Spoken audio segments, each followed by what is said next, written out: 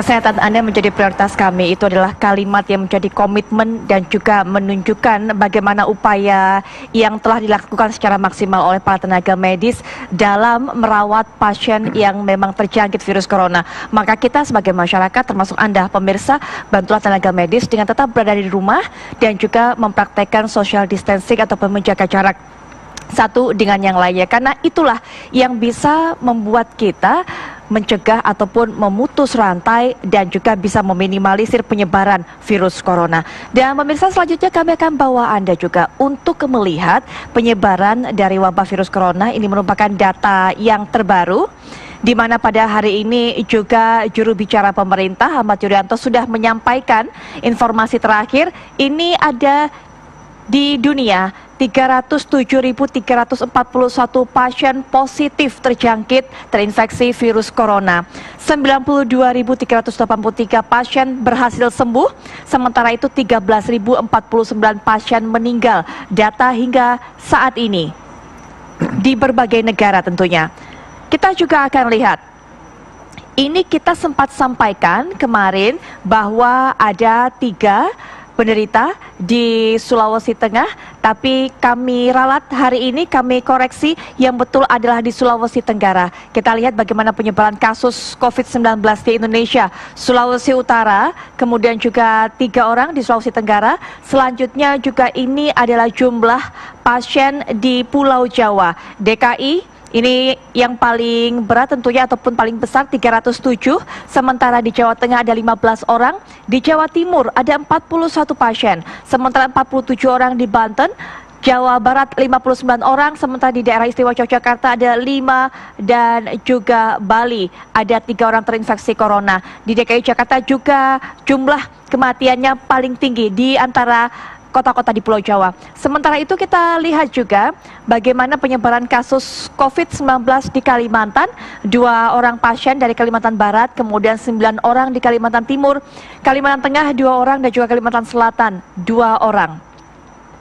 Selanjutnya si Pulau Sumatera, 2 orang pasien di Sumatera Utara, 1 meninggal, sementara itu 1 pasien di Riau, 4 di Kepulauan Riau, dan 1 pasien di Lampung. Inilah dia kasus COVID-19 totalnya hingga saat ini, hingga tepatnya Minggu sore, di mana jubir pemerintah Bapak Ahmad Yuryanto sudah memberikan informasi ataupun pengumuman terbaru. 514 kasus sudah terjadi di Indonesia, 29 berhasil sembuh, sementara 48 pasien meninggal dunia. Baik, Prof. David, ini kita sudah melihat data-datanya, betul kan? Tadi kita juga sudah mendapatkan pertanyaan penelpon. Mungkin juga bisa dijawab. Ada satu pertanyaan yang tersisa. Kenapa sih kemudian tadi ditanyakan oleh salah satu penelpon dari Tuban, serasanya kok begitu tiba di Indonesia, virus corona ini menyebar begitu cepat? Apakah memang ada faktor cuaca atau faktor lain-lainnya, Prof? Oh, terima kasih. Sebetulnya memang beberapa faktor yang menyebabkan cepatnya transmisi tersebut, ya bukan karena cuaca, tetapi justru kontak. Ya, kontak, dan pada saat itu memang belum diketahui atau belum ada kesepakatan harus social distancing. Tadi sudah disampaikan oleh Profesor Tabrani bahwa memang jarak sangat penting, karena kita lihat kalau seseorang batuk misalnya ya, atau bersin, nah yang keluar dari pernapasannya itu adalah butiran-butiran air yang dia bertahan cukup lama dan itu terhirup. Nah, makin banyak jumlah virus yang terhirup, maka tentunya penyakitnya lebih banyak, berarti lebih banyak virus yang masuk. Nah, itu yang pertama. Dan kedua juga kontak yang lain ya, misalnya kalau kita memegang sesuatu lalu tidak sadar kita memegang bagian wajah kita ya, yang mengandung mukosa, selaput lendir, itu juga bisa menyebabkan penularan, tetapi memang lebih intens ya kalau melalui udara ataupun ya partikel-partikel yang terhirup tadi. Iya, Prof. David, ini juga WHO baru saja mengeluarkan hasil penelitiannya di awal pekan bahwa kabarnya memang virus corona ini survive in airborne, bisa bertahan di udara dalam jangka waktu yang cukup lama, begitu mungkin bisa dijelaskan? Nah ini jadi bukan, itu dapat diartikan bahwa virus itu memang bertahan setelah seseorang batuk. Ya.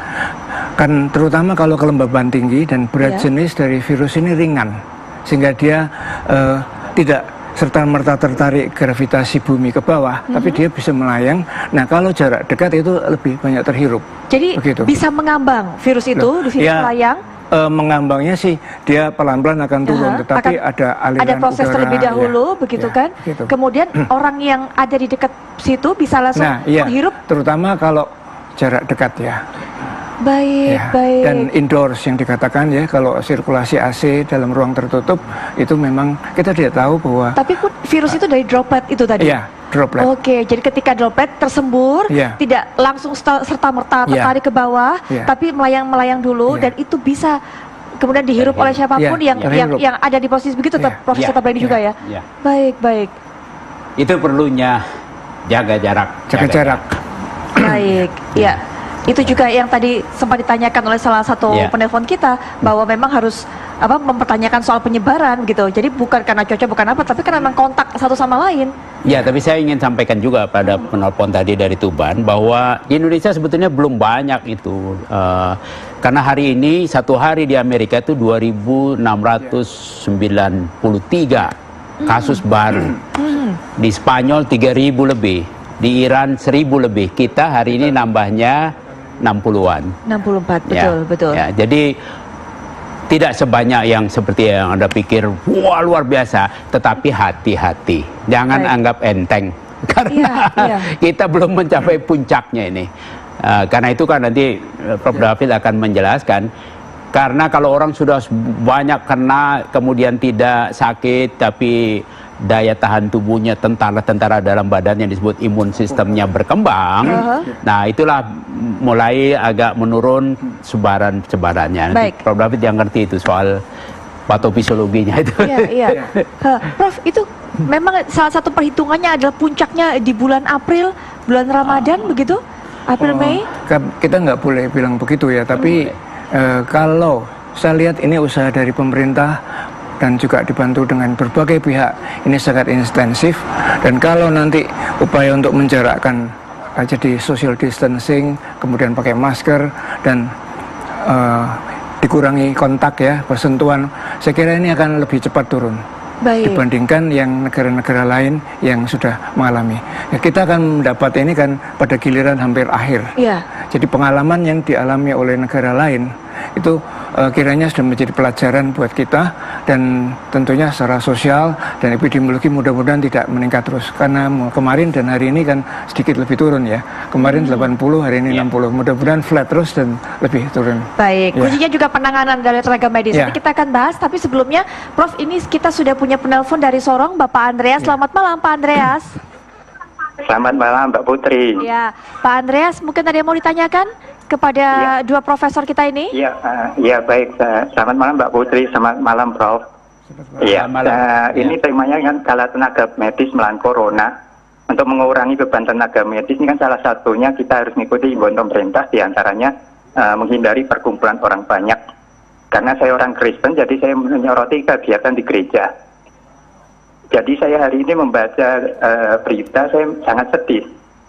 Ada salah satu gereja di Surabaya itu tidak mengikuti himbauan dari pemerintah, dan saya melihat statement-statementnya itu fanatik buta. Nah, ini mereka tidak melihat dampaknya. Jadi kalau saya melihat selama ini adalah himbauan-himbauan saja dari pemerintah. Saya harapkan ini bukan hanya himbauan saja, tapi ini adalah keputusan pemerintah. Atau keputusan gubernur atau wali kota melalui perda, Mbak. Harus dilaksanakan, tidak bersifat himbauan.